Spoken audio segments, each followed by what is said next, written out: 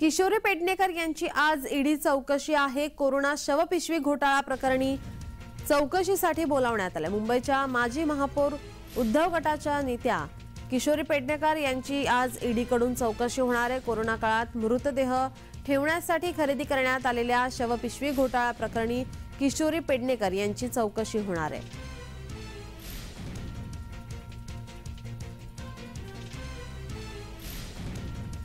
किशोरी पेडणेकरांची आज ईडी चौकशी आहे। शवपिशवी घोटाळा प्रकरणी ईडीकडून चौकशी होणार आहे। आज त्या या ईडी चौकशीसाठी हजर राहणार की नाही हे पाहणं महत्त्वाचं असेल। आपले प्रतिनिधी मनोज दाळकर आपल्या सोबत फोन लाईन वरून जोडलेत। मनोज, काय अधिकची माहिती? नक्कीच आपण बघितलं आता उबाटा गटाच्या नेत्यांची ईडीकडून चौकशी सुरू आहे।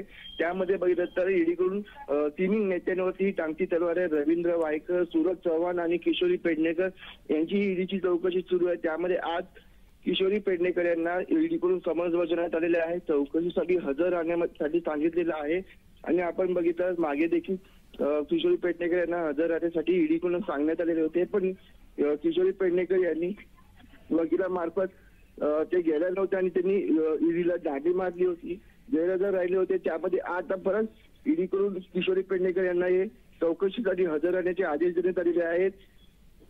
आपण बघितलं तर किशोरी घोटाळा म्हणजे जे शवबॅग आहे त्या प्रकारची घोटाळ्यात केलेल्या प्रकारची ईडीकडून किशोरी पेडणेकर यांची चौकशी सुरू आहे। तसंच महानगरपालिकेच्या अधिकाऱ्यांची देखील चौकशी सुरू आहे, पण आपण बघितलं तर अद्यापही किशोरी पेडणेकर यांची ही चौकशी ईडीकडून पूर्ण झालेली नाही। किशोरी पेडणेकर यांना किती वाजता ईडी कार्यालयामध्ये दाखल व्हायचं आहे? नक्कीच आपण बघितलं तर 11 वाजता ईडी कार्यालयामध्ये दाखल राहण्यासाठी ईडीकडून सांगण्यात आलेले आहे आणि मागे देखील ईडीकडून किशोरी पेडणेकर यांना ईडीसाठी बोलवण्यात आले होते, चौकशीसाठी बोलवण्यात आलेले होते, पण किशोरी पेडणेकर यांनी गैरहजर दाखवली होती। त्यावरती आज ईडीकडून पुन्हा एकदा किशोरी पेडणेकर यांना चौकशीसाठी हजर राहण्यासाठी सांगितले।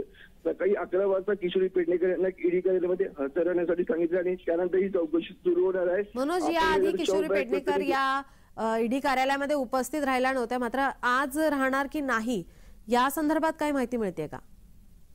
नक्कीच आपण बघितलं किशोरी पेडणेकर यांनी सांगितलेलं आहे की मी पूर्णपणे आपला सहभाग नोंदवणार आहे आणि मी ईडी जशा प्रकारे प्रश्न करायचे मी पूर्णपणे उत्तर देईन, पण आपण बघितलं मागच्या वेळेस काही कारणास्तव किशोरी पेडणेकर या गैरहजर राहिलेले होते, पण आज किशोरी पेडणेकर ईडी कार्यालयामध्ये चौकशीसाठी जातात की नाही हे देखील तेवढंच पाहणं गरजेचं आहे। मनोज, याचे अपडेट आम्ही तुमच्याकडून घेतच राहू। तुर्तास धन्यवाद तुम्ही दिलेल्या माहितीसाठी।